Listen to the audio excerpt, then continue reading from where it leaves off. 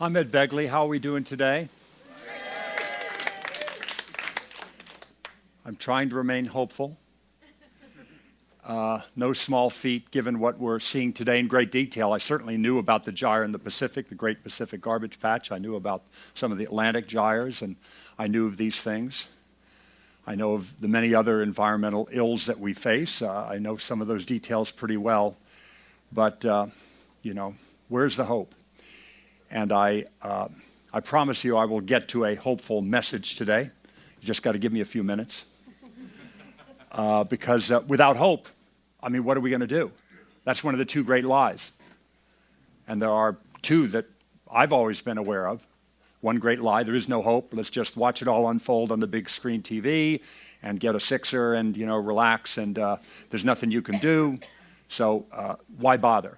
That is a lie. I know, and I'll give you evidence of why that's a lie. I promise you. The other lie that is gaining popularity is that there is no problem. Back to your houses, folks, nothing to see, no problem. And that, as you know, with climate change and other things, is, that lie is gaining. A year and a half ago, there was 60-some-odd% of the U.S. population believed in climate change, human-induced climate change. Now it's 40-something, 48, I can't remember. It's not good. So Fox News is winning. Glenn Beck and Rush Limbaugh are winning on that front for now. A lot of people think there is no problem. Well, there are problems, and there is hope. What do we do about this problem with plastics? I'm not sure what the final solution to it all is, but I have a couple of thoughts. You've heard many of them today, much more eloquently than I could ever possibly speak to the issue. But I, for years, have been involved in boycotts because I knew Cesar Chavez. I knew the wonderful, great labor leader Cesar Chavez with the United Farm Workers, and he knew how a boycott worked. He knew that I think it was something like 4%, he couldn't get Bud Antle or Jamara grapes or Gallo, any of those people to go to the table. But at 5%, they would sit down with him and talk. It was a percentage, and I can't remember what it was, but he told me the percentage, and it varied. With lettuce, it was this, and with grapes, it was that, and he knew it. So boycotts work, and he made it work, and he did it nonviolently. But I stand here today with Ms. Malkin, who is up here, talking about a girl cot. That's the way to do it. A girl cot is a way. 85% of the purchasing power. Ladies, you have the power to do this even more than we do. So thank you for bringing that to our attention.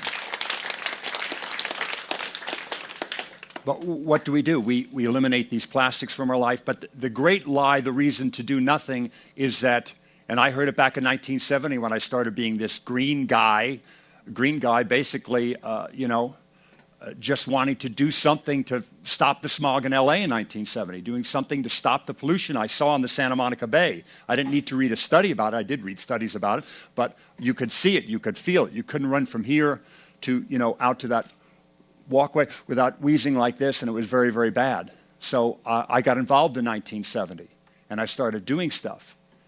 And people thought it was pretty wacky back in 1970. You think it's wacky now, riding a bike around to an event. It was it was not at all hip to ride a bike in 1970. My bell bottoms got caught in the chain. The wind resistance from my afro slowed me down incredibly. But I stayed with it because I did all this stuff, recycling. I know now recycling of plastics is basically putting lipstick on a pig, It really isn't ultimately the way to go to really solve the problem, and I'll talk about that a bit. But other than aluminum, what have you, has some worth in recycling of other things. All recycling has some value, but it's a distraction, it's a Band-Aid in the case of plastics, because not all of it winds up where it's supposed to be. And there's a lot of toxicity in that recycling process with a lot of these different materials.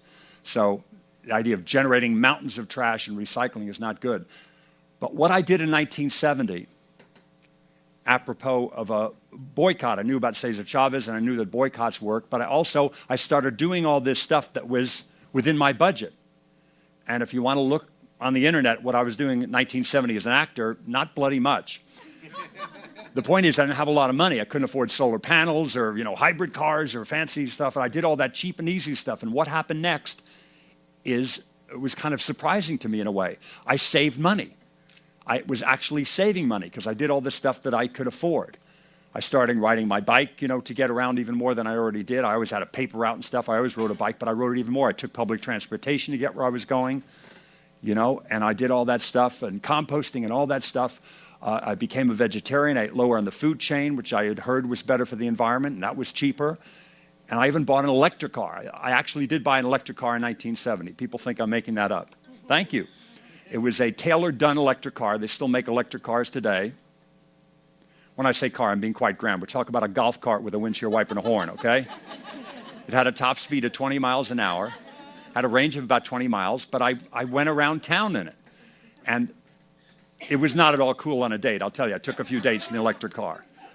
When you're taking your date somewhere in an electric car that has a top speed of 20 miles an hour, and there are kids passing you on Hot Wheels, giving you the finger, it's not very, but I did it. It was cool to some people, fortunately, and I did it, and I felt good because I felt like I was doing my small part to clean up the smog. And now, even though we have 4 times the cars in LA from 1970, here comes the hope. 4 times the cars, millions more people, we have half the ozone, half the PM 2.5, half the nitrogen oxides. We have headed in the right direction. Anybody who lives here knows, used to, the San Fernando Valley, many parts of the city, it was hard to breathe nearly every day of the year. We're headed in the right direction. We can do this. That's a big ticket item. Where's the hope in other things? That ozone hole we all heard about.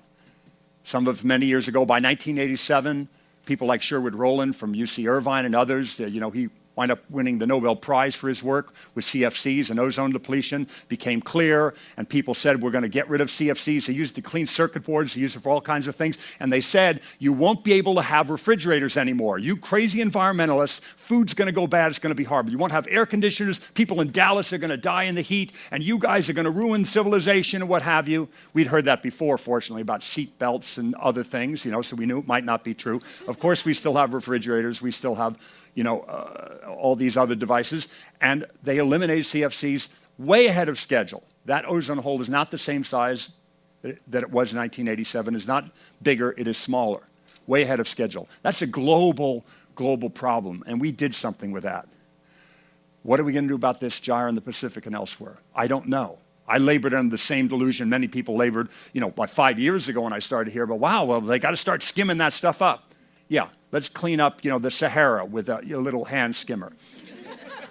Forget about it. And then what else are you doing when you get that skimmer and start doing it? You're getting all the marine life and what have you. What kind of mesh net would you use to get the right amount of plastic out? You take all the marine life, all the life out of the top. You can't do it. You can't do it.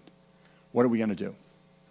Well, what we're going to do is the following, because we've been like that metaphor that my friend Paul Kahn talks about. We've been like that person with a leaky bathtub. We've been a person with that leaky bathtub, and the bathtub is leaking, and it's ruining the floor, the water's going all over everything. We go, well, I'll keep a little bucket there, and I'll kind of bail some of the water out of the bathtub whenever I go near the bathtub because it's leaking, and what have you, and that'll keep it from overflowing. And that doesn't work, and it starts ruining the floor. So we'll get a bigger bucket, and we'll start to really bail it out, and what have you. At some point, you have to have a big wrench with teeth, and you have to shut off the spigot. That's what you need to do, to stop the single-use plastic, and we can do that. We have the power in this room to do that. And not just with our speeches and our conferences, but with our actions, to lead with our actions. We have this plastic-free event here, and it's as good as any event I've ever had, and we've had food, and we've had beverages and everything, so we can do it. And we do it in our personal lives. And I'm just so grateful to Deanna Cohen and to Jackson Brown for the leadership, for getting me involved in this, because I have my issues, air quality issues, and they're worthy, and many other issues, public transportation, and I do those things. I'm glad I do. But I was a person laboring under the, we'll recycle things delusion, and in some cases it worked. I have a fence, my front and backyard fence is made out of recycled plastic. And that's good to take that stuff that's out there today and make it into something else. Post-consumer waste, let's take that, but let's stop making new stuff with that thing. Oh, it's wonderful, you can keep making new stuff out of plastic and just make a fence out of it. No, we're going to take what we got out there now, we're going to make stuff out of it that's worthy. And believe me, it's a pretty damn good fence, because the problem with plastic is it never breaks down. Now, the good thing about plastic is when I made a fence out of it, it never breaks down. And do those things for what we have today, but not make any more of this single-use plastic. And most importantly, when you hear the social justice issues, what happens to those recycled materials and the way it diminishes people's lives, we have to eliminate it for that reason too. Recycling can be very, very dirty with e-waste and other things. We must all live simply so that others can simply live. Thank you so much. Thank you. Thank you.